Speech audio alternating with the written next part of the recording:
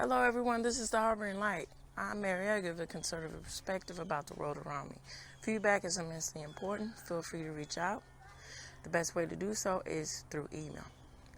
Now, some of the audio platforms that I'm on speakers, Spotify, Pandora, iHeartRadio, Amazon Music. These are just to name a few.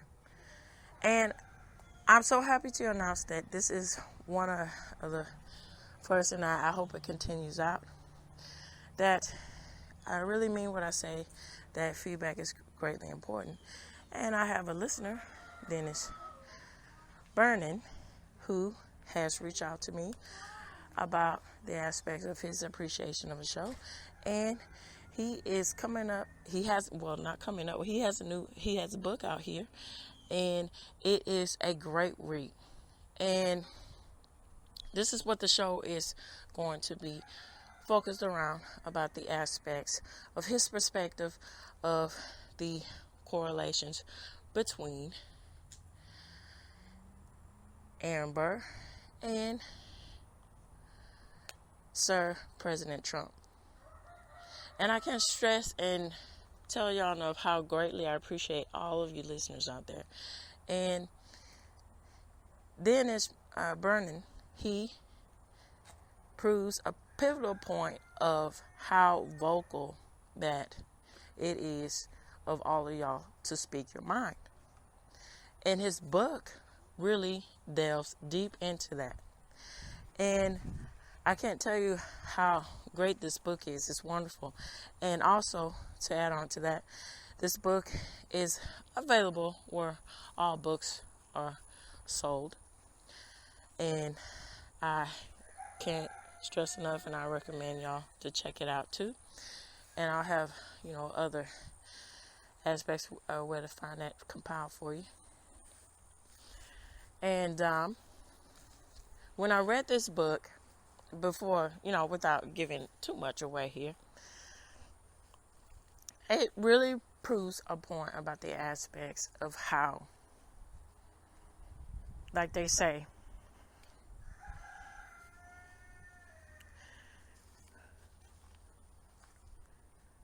rewriting history really changes the discourse of other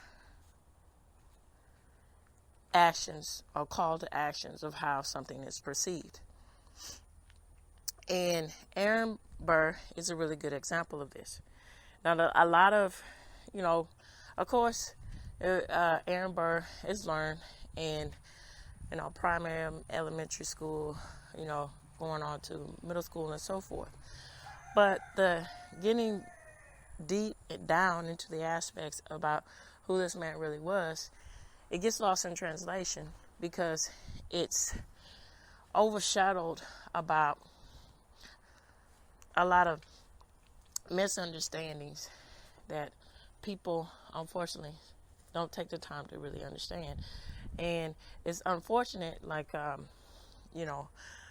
Hamilton, to be quite honest, they perpetuate that imagery of not really, more sensationalized imagery about very important, prominent political figures, instead of, really having a nuanced take about something that is really complicated in American history. And then also his book proves a point that, this is something that's inescapable. A lot of times, people get too tacked down into their own feelings to where, this bandwagon approach happens, with rationality. It's all pushed out of the door. And this concept is nothing new. And this book proves this point too, how being polarized is something that can happen in any cultural landscape in any generation. So, without further ado, let's get into Dennis's viewpoint. Here we go. Okay, we're starting recording. Mary Curtis, this is for you. It's in response to your questions. The first one was, what do you think is a true democracy? The political slogan that was used, saying we have to protect democracy, is a silly political move used to dumb down the discussion for Americans. Our country is not a true democracy, nor did the founding fathers ever intend it to be a true democracy. There was a debate about this in colonial times that, James Madison wanted a direct democracy.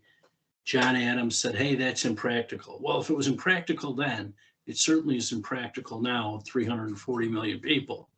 Direct democracy being we would all get into a room and vote on everything. Instead, I think they came up with a wise decision, so many years ago. And while I think we would make better decisions maybe than our representatives and senators in Washington, that's not the way we're doing it. We're going to have, elected representatives. It's a constitutional republic. The idea being that we send these people off to Washington, they vote for us. Obviously, the protect democracy slogan was ridiculous. It's coming from a party that tried to put President Biden's opponent, Donald Trump, in prison. They filed multiple cases, 4 cases against him all over the country. This is a party that fired our military heroes for refusing to get a vaccine.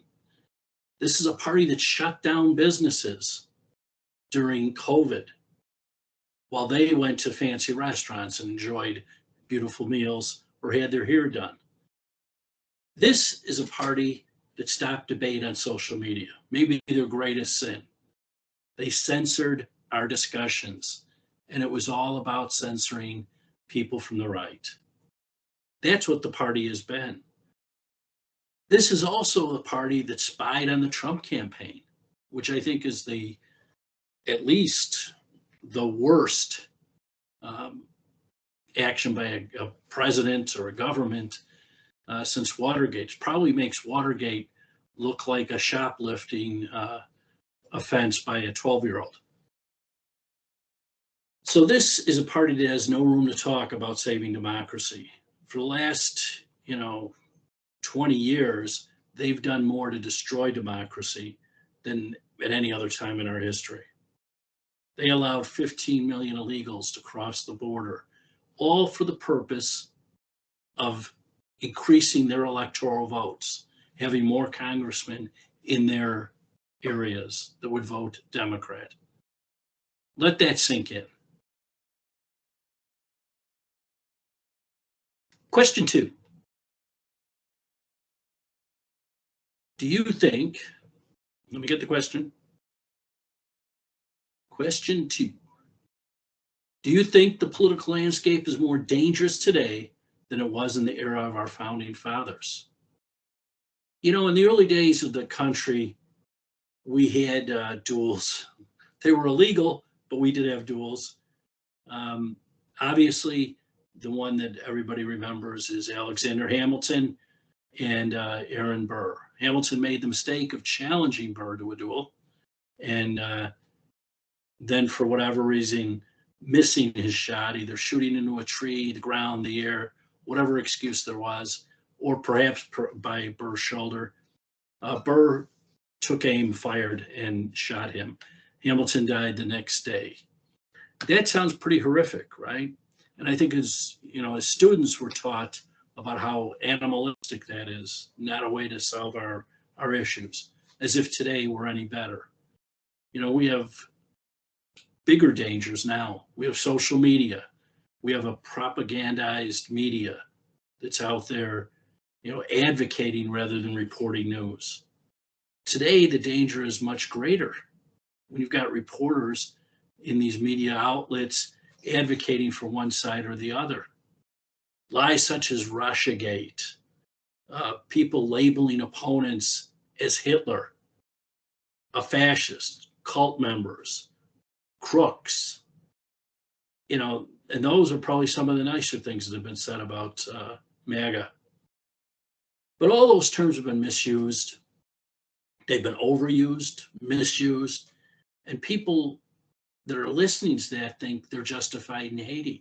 It's amazing when you watch social media how many people have this crazy idea that it's okay to now take violence into their own hands. And we've seen it, up close with both President Trump being shot and Charlie Kirk being shot and killed. So those are just two examples. But those two shooters are perfect examples of people indoctrinated with hate. Thomas Matthew Crooks shot Trump. But for the grace of God, he would have killed him. He had hate in his heart based on leftist ramblings of fascism. Tyler Robinson, the man now accused of killing Charlie Kirk, is another good example. This man was a total lost soul who thought Charlie, somehow had this hatred for trans people. He had a disagreement on policy about trans people. That's not the same thing as hatred. But the way the political debate has now formed with attacking people and calling them fascists, it's no wonder that someone who perhaps isn't mentally stable would take matters into his own hands. And unfortunately, that's what he did. If he had really listened to Kirk, as I have, you'd find he was a God-fearing, America-loving, peaceful man. The killing, more than anything, showed the depravity of the nation's political arguments. We have fed people hate by the spoonful, by the bowlful, and somehow thought that would make them violent. Of course it does. Kirk was just a private citizen, no different than you or me. And I don't want to minimize attacks against public officials because those are also heinous crimes also. But I think those that get into public service realize that there's a possibility that you could be attacked. As a private citizen, you shouldn't have that thought in your head. Charlie Kirk did. He had security. He knew people had made death threats against him. So he knew there was a chance. And I think you'd be hard pressed to find another individual that wasn't a elected public official who was killed like that for expressing his opinion. The only other person that I can think of off the top of my head is Dr. Martin Luther King.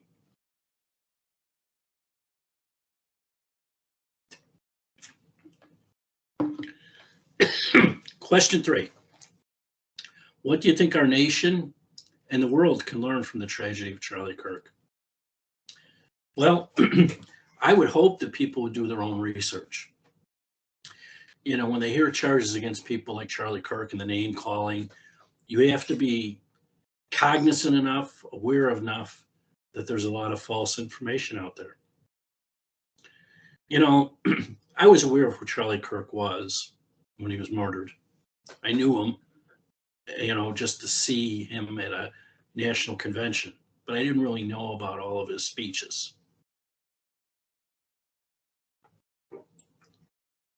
Now, after he was assassinated, on social media, you had a lot of talk about him being a racist, being a fascist, so forth. I went back, I looked at the recordings. Virtually every speech Charlie Kirk ever did is recorded. And, the things they would say, he was racist because he said certain things. I looked at those exact videos. It's not racism, for instance, to be against open borders. You have a disagreement on immigration. Doesn't make you a racist if you say I'm against open borders or I'm for deportations. And those are the kind of issues that they tried to label Charlie Kirk as a racist with. That's how silly the whole argument is. I think what we could learn is we have to tone all that kind of language down. When I say we, it's been the left. The left has to tone the language down. It's on them. It's on their leaders. And so far, their leaders have not stepped up to do that. If anything, they've made it worse since the death of Charlie Kirk. And, the attempted assassination of Trump. I think they've played too far to the left. and it hasn't really hurt them, unfortunately, in the elections, because that's probably the only thing that's going to stop people. Question 5. Excuse me. Do you think the Salem witch trials is a benchmark to explain how dangerous it is to have a dogmatic worldview towards reality? Yeah, I'd say in this country, that's probably the first great misstep that we had. Maybe that should be the next book, the Salem witch trials comparing to today. But that's for another discussion at some other point, Mary. The Salem witch trials are often used by historians and commentators as a historical case study, where they talk about dogmatic worldviews and creating mass hysteria. The events back then in Massachusetts are often cited to show when you adhere to a certain belief system, much like we're doing now, that there can be problems. There's the existence, then they talked about the existence of, witchcraft, the devil, so forth. And it led to extreme injustice where people were being accused of being witches and killed for being witches. So we have similar ideas now being bandied about where people are fascists, people are accused of being fascist, people are accused of being racist. And unfortunately, the mob mentality may be that they can take matters into their own hands. The problem is, I think it's similar then to now. Historically, there's a lack of critical thinking. And those that want to blame the public schools or the high schools, the grade schools, I wouldn't put it there. I'd put it in the university system. The idea that you have to adhere to what the professor thinks and that you're not able to have your own critical thinking is the problem. In school, they should be teaching to think critically. This is a great benefit of law school, that you do become more of a critical thinker. College, not so much. And I put that on the administration of the colleges and on the professors in those classes. They shouldn't be walking around like the, high school girl that wants to be popular. They shouldn't care if they're popular. What they should be trying to do is get their students to be critical thinkers, because they have to go out in the world and they have to critically think on issues that come up, whether it's family life, business, or just society. And I think if we had more critical thinking, we'd have better campaigns, better elections, because people would actually look at issues rather than whether there's a D or an R by the name of the individual. And unfortunately, that's what it's become. We saw it in this most recent election in November. We had a man who ran for attorney general in Virginia and had written years ago about, dreaming of killing a political opponent. We had a woman in Maine elected to, I think it's the Bangor City Council. She had been convicted of manslaughter. My God, how are these people getting elected? And those, they won easily. That's sad. They should have been automatically disqualified in the mind of anybody that has a vote. And if you voted for those people, I suggest you probably shouldn't have a vote. So I think part of that goes to everybody conforming, just like they conform in the university system where you're in the class and you're looking for a grade. It doesn't matter if you get a B or you get an A in your political science class. It's not going to make a difference in your life, honestly. And it shouldn't make a difference in your life. So I think those are, the similarities. I think there's also, the persecution. We've seen persecution in recent times. I would call it persecution lawfare that Donald Trump has endured and a lot of his allies have endured. And that's been a problem. I think it's similar to the persecution we saw with the Salem witch trials.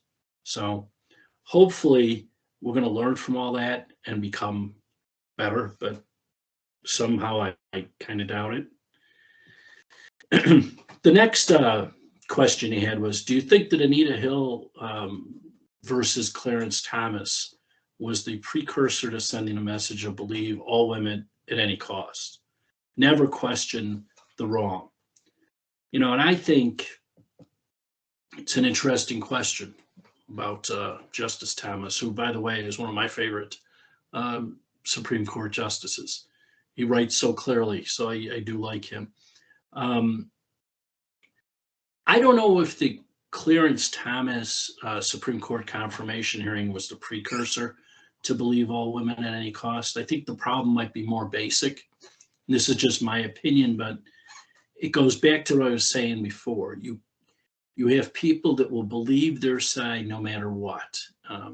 If the accuser is a Democrat, Anita Hill, the Democrats want to believe that. If the accuser is a Republican, they're probably not going to believe it. And I think more to the point, they didn't want Justice Thomas appointed. They didn't want him in there because, here's a black man who is a conservative, which is something the Democrats don't believe should exist. And they went after him with everything they had. It was disgusting. I mean, now he's served a long time, and many people don't even remember what happened. But you can tell it comes down to party because, a short time later, we have Bill Clinton in the White House. When he's running and while he's in the White House, he's accused by many women of much worse than Clarence Thomas was accused of. He was even accused of rape. And they quickly, basically slid all of that under the carpet. It didn't matter because Bill Clinton was a popular Democrat. So the Me Too movement did switch all that up a little bit. It wasn't so much going after political people, though. It was going after powerful people.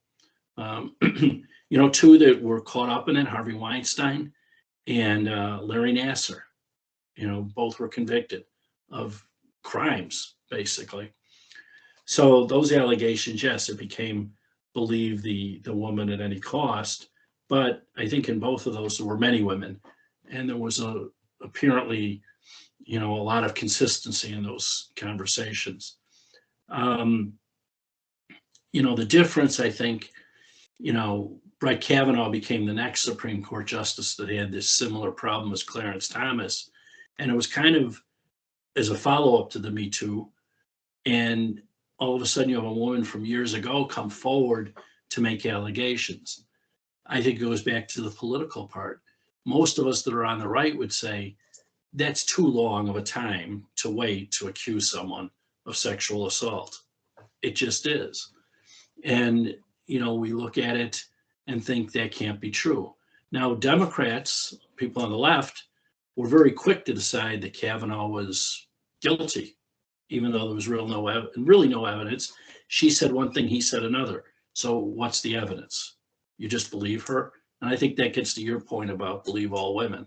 That was their easy excuse. But really what they're believing is they wanted to take down a Supreme Court justice nominee, and they failed. You also asked about my thoughts on podcasts and if I've been on other ones. Yes, I've been on about 30 podcasts, and I just launched my own. The working title right now is the Dennis Brennan podcast. We'll have to work out a better name for that. But for now, we'll keep it.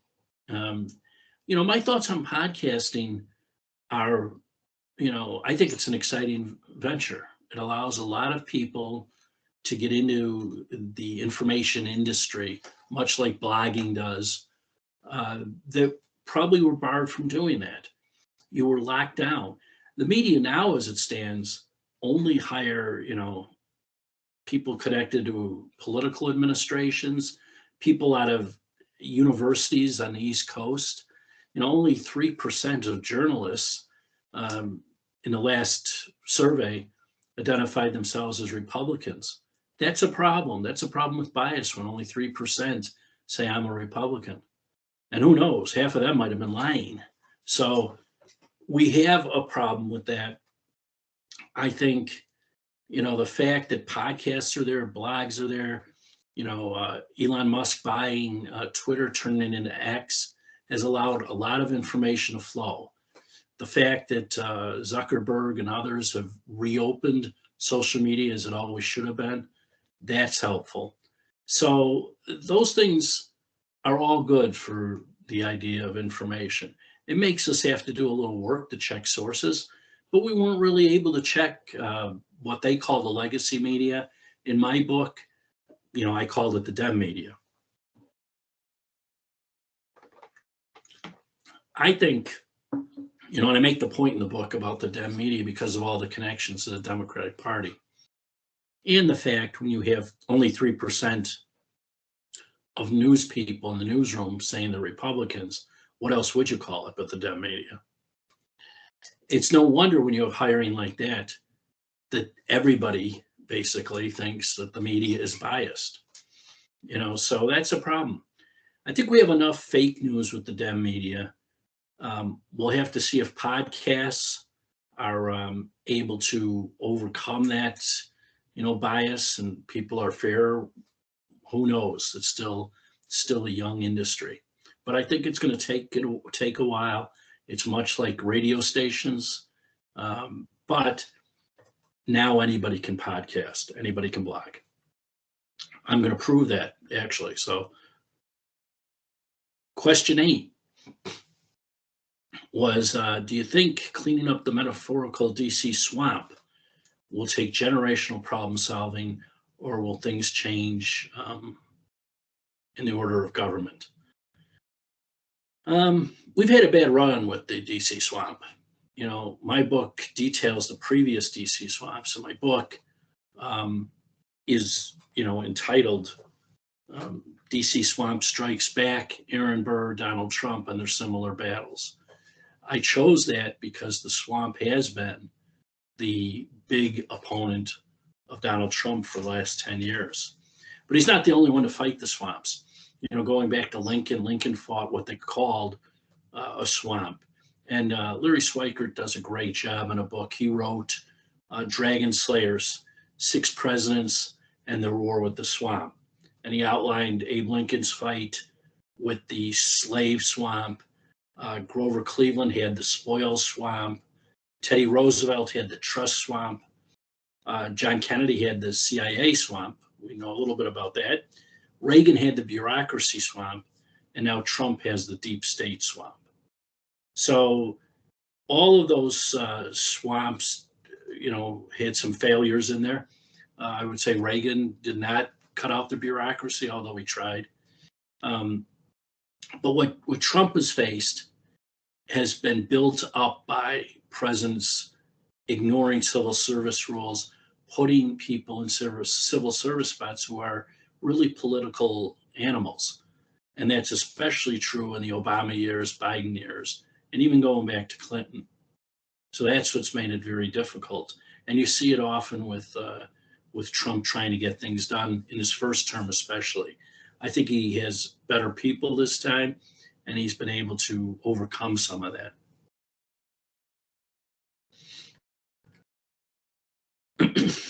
The 9th question dealt with Matt Taibbi and journalists Carl Bernstein and Bob Woodward from the Watergate scandal, and about the code of journalism. Matt Taibbi's been a hero for many of us since he did the Twitter files.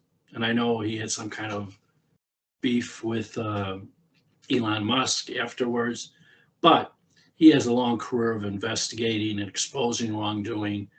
And I think Carl Bernstein and Bob Woodward had great reputations back with Watergate. But one of the biggest problems for journalism is Carl Bernstein and Bob Woodward's fame after Watergate. They became megastars in the media, and then everybody was going to that industry thinking they also would be stars. And that's probably not the reason to be in journalism. You're supposed to be reporting the news. They had a movie made, they've had books, they've become rich over it. Woodward in particular has become very opinionated, and a lot of his bias is shown. And it's funny, there's a funny story about Woodward, tangentially about Woodward, I guess. Bill Murray was being interviewed by Joe Rogan on the Joe Rogan Experience, a podcast. And that's where the story comes from. And Murray said, he read 5 pages of the book Wired, which deals with John Belushi's life and death. And he put it down and said, oh my God, they framed Nixon, meaning Woodward and Bernstein. He was referencing their work in the Watergate scandal and Nixon's resignation as a result. And he said to Rogan, he explained, hey, I went, oh my God, if he writes this about my friend that I've known half of my adult life, and all he's done is talk to people who are on the outer edges, what the hell could they have done to Nixon? This is what he said. And it's funny, it's Bill Murray, so of course it's funny, but what it does tell you is a deep secret of journalism. When you're the target of a story, and if you ever have been, you'll know this is true. You know what is accurate and what is not accurate in a story. If they write about you and you say, that's wrong, or you're involved in the story and they write about it, someone you know and you're there, and you go, they've got it completely wrong. And this happens at every level of journalism. I used to think it was just local press. It's not. It goes all the way to whatever you think is the preeminent media outlet, the New York Times, Washington Post, pick whoever you want. If they get that wrong, you start questioning other things. And I think that's where Bill Murray was. Like if they got this story wrong about John Belushi, who I know, who I dealt with, and I was there for a big part of it, what did they do with the Nixon story that I don't know? And it undermines journalism in general and the credibility of those two guys, even though it's many years later. But I think overall, it's a story that's true. It's as old as time, basically. I think the final question was about Aaron Burr, Alexander Hamilton, and unpopular opinions. And asking about media bias. The bias in the media is clear. It isn't only cable news. It's everywhere, and my book lays it out in great detail. I call it the Dem media. It's the same as what they had with the party press era back in Aaron Burr's time. And it's a time that I'm hoping for, that we return to old school journalism, where the reporters are the referees. They don't play for the red team. They don't play for the blue team. As far as television, my hope is CNN will do it. They have nothing to lose because most people aren't watching the thing. So why not do it straight? It used to be you would watch CNN and you'd say, if something happened, that's what you turn to. You turn to CNN, you watch that to get the straight news. Somewhere along the line, they lost their way and they became a blatant left-wing organization. Hopefully that'll turn around at some point. If not them, someone might step forward. But that's been a problem throughout journalism, not only cable news. And I think the public wants to know the truth. We don't want to have to be researching. I find myself researching every story now. I read a story and I'll say that can't be true, or the reporter will have their opinion in a straight news story and they're saying, it's been debunked. Well, when was it debunked? Let me go look this up. What's that reporter talking about? 9 times out of 10, they're wrong. It gets back to that discussion with Charlie Kirk. If you see the video yourself and you watch it, you know whether someone's a racist, a fascist, whatever. But unfortunately, you have to watch the whole thing. You can't just take a clip because they can manufacture the clip into something else. Okay, Mary, that's it. If you have anything else and you need to talk to me about it, you have my contact information. I appreciate the opportunity to talk to you about this. Hope these answers come out clearly for you. And, I'll send this off. Thanks a lot.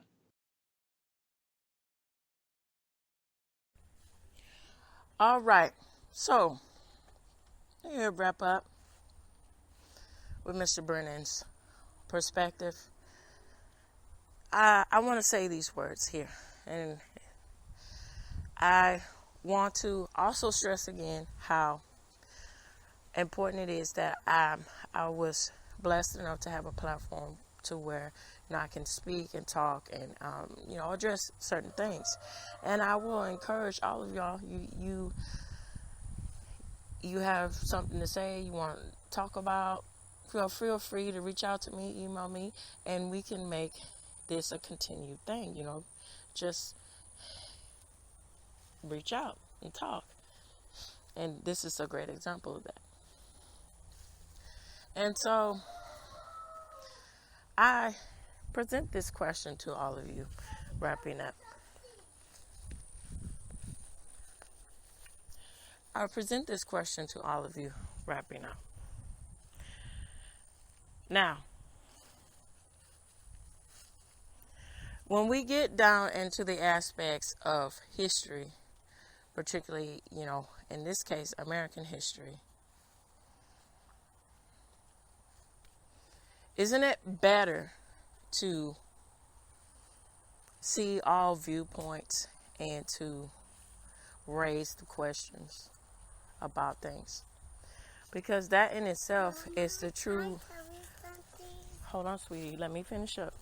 That in itself is the true thirst and the true gift of knowledge, is to always seek for the truth.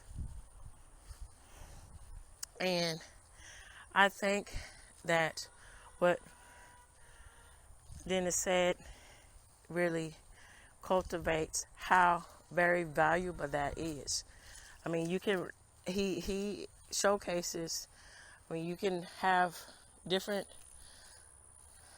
points of views, but at the heart of the matter, it's really important to evolve and see other things and change your mind about stuff and just really see that. And see, that's what's so our cultural mindset and the cultural map in the times in which we're living in today. So many people that falls on deaf ear. It just seems like it's a shouting match or an ego trip into my way is right and your way is wrong. So there's no sort of sense of balance here. And this overrides the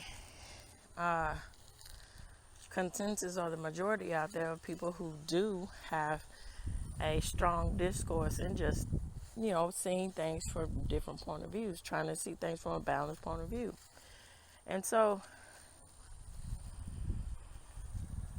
I think to add on to what was just said in this podcast, in his talking and Dennis's talking and so forth, I think Matt Taibbi really reigns true to this example. Now, Matt Taibbi, he really hold truth to the code of honor, so to speak, the I guess you can say unwritten code of honor, what have you. Getting bogged down into the semantics of everything about journalism, because at the forefront of journalism, you are supposed to uphold to tell the truth, no matter how unsavory or it might change someone's worldview. It's up to the journalist to find and seek that truth. And I think that people like this, and then Dennis and so many countless other people, it's very valuable to uplift and hear their voices, because that in itself is the true impact, I think, in the cultivation of change and enlightenment in our culture. Because, and I'll end on this too. Now, the Middle Ages, this is something that is really interesting too in the aspects of the historical landmark of imagery. Most people, the conscious, perceptive viewpoints of the Middle Ages is that people were, especially the Dark Ages, there's different perspective about that. But for the most part, they just have this a very, antiquated point of view. The antiquated people don't know anything, no progression, no anything. When that's further from the case, because there was a lot of achievement that happened during the Middle Ages. And that's wiped away from the main consensus about everything. So, to end on this segment here, what can we honestly say, looking back, about the political landscape or the cultural landscape or so forth in the times in which we're living today? What do we want people to remember us by? It's something to think about. All right, so with all that said, this reaches the end. And also, go on and listen to my audio, my regular podcast here, too. I think it was just so neat, and I appreciate the video, response that he's given. And that it really gives, a new perspective onto my show, and I greatly appreciate Dennis for doing that. So, like I said, go on and also listen to the audio portion of my podcast addressing this too. All right, so this reaches the end of the Harboring Light. Tune in, turn up, and definitely take care. Bye-bye for now.